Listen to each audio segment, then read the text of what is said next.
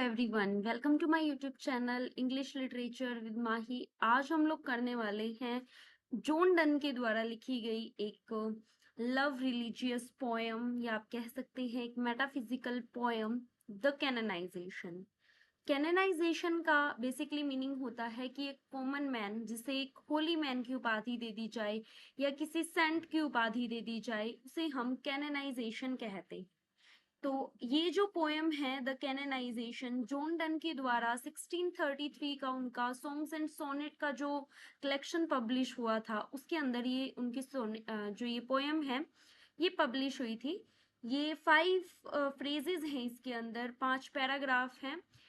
हर एक पैराग्राफ के अंदर 9 लाइंस हैं और इसकी जो राइमिंग स्कीम बनेगी वो बनने वाली है A B B A triple C A A. तो आई होप कि आपको यहाँ तक चीज़ें सही समझ में आई होंगी। तो अब हम स्टार्ट करते हैं हमारी पोएम को, the canonisation bye John Donne. For God sex hold your tongue and let me love. For God sake, भगवान के लिए, होल्ड योर टंग यानी कि अपनी जबान को संभालो, एंड लेट मी लव और मुझे प्यार करने दो। और child my palsy and my gout. और चाइल्ड माई पैल्सी का मतलब है तुम चाहे, मतलब एक तरीके से चाइल्ड का मतलब होता है किसी को धमकाना या फिर कुछ कहना, भला बुरा कहना।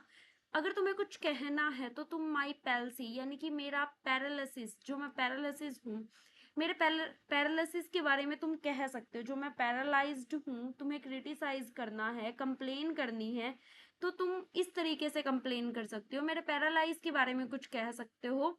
और माई गाउट यानी कि जो मेरे जॉइंट्स के अंदर दर्द है, जो मेरे घुटनों में दर्द है, जिनकी वजह से मैं चल नहीं सकता, तुम उनके बारे में कुछ कह सकते हो।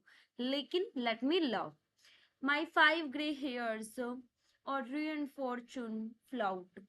तुम मेरे 5 ग्रे हेयर्स यानी कि जो 5 बाल सफेद हो चुके हैं ना, तुम उनके बारे में कह सकते हो। और ruined fortune फ्लोट यानी कि जो मेरे पास पहले वेल्थ था, मैं अमीर था, रिच था, और अब वो सब कुछ ruin यानी कि बर्बाद हो चुका है, खराब हो चुका है, तो तुम उसके बारे में कह सकते हो कि भाई हाँ, अब तुम गरीब हो चुके हो। तो यहाँ पे क्या कहता है, जो पोएट है वो ये बोलता है कि भगवान की दया से, मतलब भगवान के लिए अपनी जुबान को काबू में रखो और लेट मी लव और मुझे लव करने दो। अगर तुम्हें कुछ कहना ही है ना, तो मेरे पैरालिसिस के बारे में कह लो, मुझे जो बीमारी हुई है तुम उसके बारे में कह लो, मेरे जो सफेद बाल उगे हैं 5, उनके बारे में तुम कह सकते हो, या फिर जो मेरे पास पहले धन था और अब वो नहीं है, तुम उनके बारे में भी कह सकते हो। With wealth your state your mind with art improve. लेकिन खुद को इम्प्रूव करो तुम। खुद को इम्प्रूव करने के लिए तुम वेल्थ कमा सकते हो, अपनी स्टेट यानी कि अपनी जो पोजीशन है उसको वेल्थ कमा के अच्छी कर सकते हो।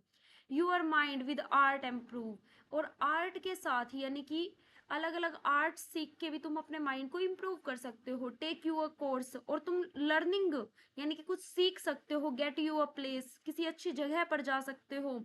Observe his honor or his grace or the king's real or his stamped face contemplate। यहाँ पे जो पोएट है वो ये कहता है तुम कोई कोर्स परचेज कर सकते हो, यानी कि कोई कोर्स ले सकते हो, कुछ सीखने का, कोई स्किल सीखने का तुम कोई कोर्स ले सकते हो, या तुम किसी अच्छी जगह पे जा सकते हो अपना माइंड इंप्रूव करने के लिए, या फिर तुम ऑनर, ग्रेस, जो शोभा है, जो इज्जत है, वो ले सकते हो, वो कमा सकते हो, वो ऑब्जर्व कर सकते हो तुम किसी किंग, जो रियल किंग है ना, उससे। या फिर हिज स्टैम्प्ड फेस कंटेम्पलेट। यहाँ पे पोइट कहता है कि या फिर जिस तरीके से जो बड़े लोग होते हैं उनके तरीके से तुम बन सकते हो। Will you what you will, तुम्हारी मर्जी है कि तुम किसे अप्रूव करना चाहते हो। So you will let me love, तो तुम अपने काम से काम रखो और हमें प्यार करने दो। Alas who is injured by my love, तुम मुझे ये बताओ। अल्लास मतलब दुखी होते हुए कहता है कि तुम मुझे ये बताओ कि हमारे प्यार ने किसे इंजर्ड कर दिया, मतलब किसे दुख पहुंचा दिया। What merchants ship have my sighs drowned, यहाँ पे जो पोएट है वो ये कहता है कि मेरे इमोशन से, यानी कि मेरी जो फीलिंग्स हैं उससे, किस, मतलब जो रियल जो वर्ल्ड है, रियल वर्ल्ड के अंदर जो ये ट्रेडिंग शिप्स हैं, किसकी शिप डूब चुकी हैं, यानी कि मेरे सांस लेने से किसकी शिप्स डूब चुकी हैं। Who says my tears have overflowed his ground, और मेरी, और कौन कहता है कि मेरे आंसुओं ने समुंदर भर दिया हो या फिर किसी के भी ग्राउंड को ओवरफ्लो कर दिया हो, यानी कि बाढ़ ले आया हो इस जमीन के ऊपर, मेरे आंसुओं ने बाढ़ ला दी हो। ऐसा तो कुछ नहीं किया, किसी का कुछ भी नहीं बिगाड़ा है। When did my cold forward spring remove?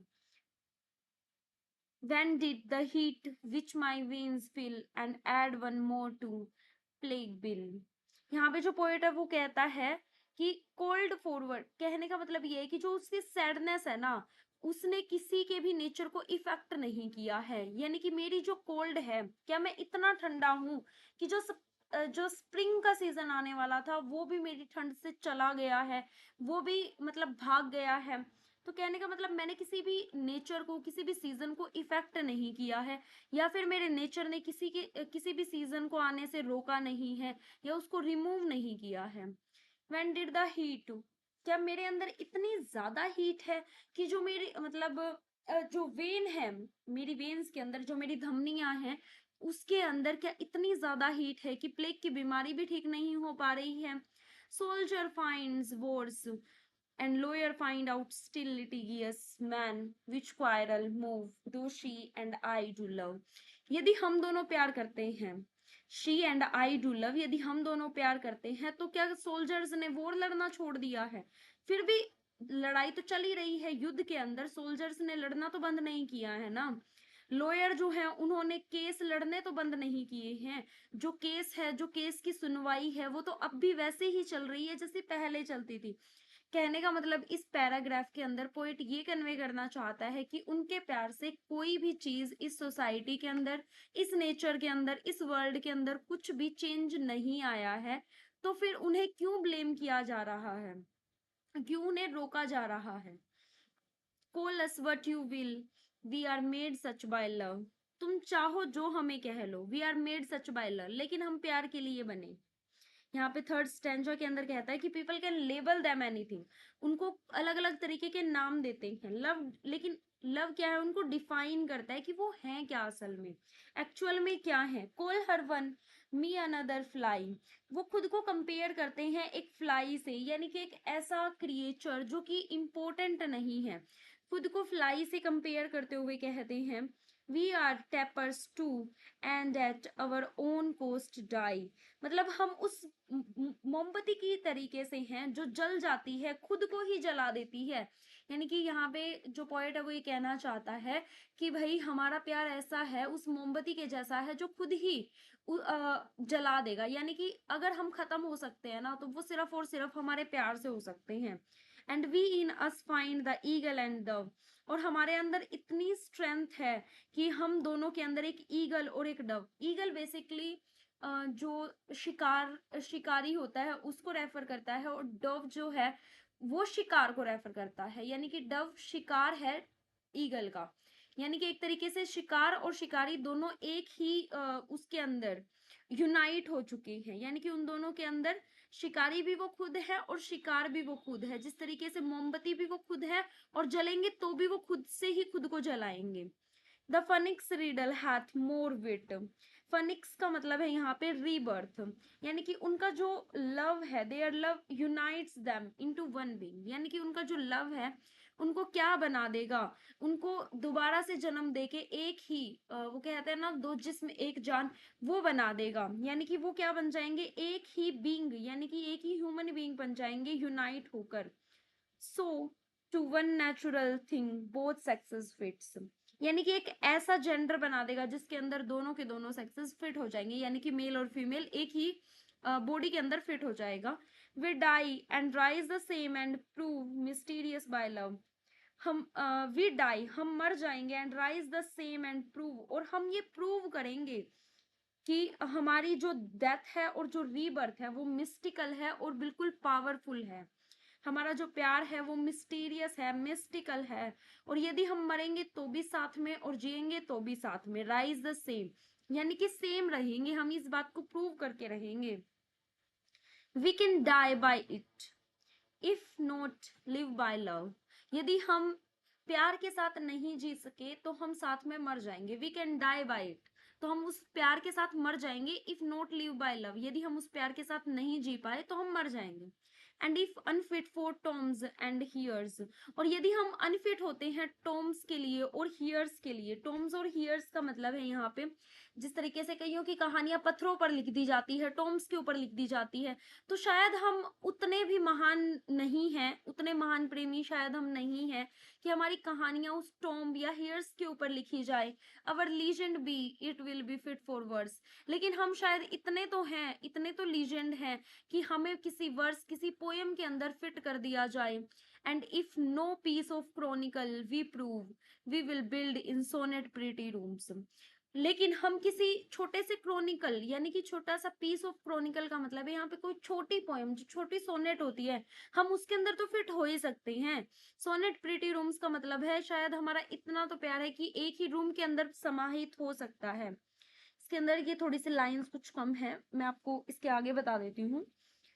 यहाँ पे जो पोएट है वो ये कहना चाहता है कि एक तरीके से उनको सेंट की उपाधि देनी चाहिए। जो स्मॉल थिंग्स हैं उनके अंदर उनकी ब्यूटीफुल पोएम्स लिखनी चाहिए। उनको एक तरीके से इस तरीके से मेटाफर के रूप में यूज किया है, खुद को एज लव का सिनोनिम यूज किया है कि उनको बड़ी बड़ी कोई उपाधि नहीं चाहिए, उनको सिर्फ छोटी छोटी उपाधियां चाहिए हैं, जैसे कि किसी पोयम के अंदर उनको फिट कर दिया जाए, किसी छोटे से रोल के अंदर, जैसे कि हीर रांझा आपका हो सकता है, रोमियो जूलियट हो सकता है। इस तरीके से लोग उनको याद रखें हमेशा के लिए। लास्ट लाइन जो आती है इसकी, and by these hymns all shall approve us canonized for love, यानी कि हमारे ऊपर कोई ऐसी हिम यानी कि प्रार्थना लिखी जाए जो कि अप्रूव करे और हमें क्या बना दे, कैनोनाइज्ड बना दे, हमें संत बना दे, किसका, प्रेम का संत बना दे। तो आई होप ये पोयम जो है आपको अच्छे से समझ में आई होगी, और अगर आपको कोई डाउट लगता है तो आप कमेंट कर सकते हैं। And please if you like this video, अगर आपको अच्छी लगी है then please like. Thank you so much.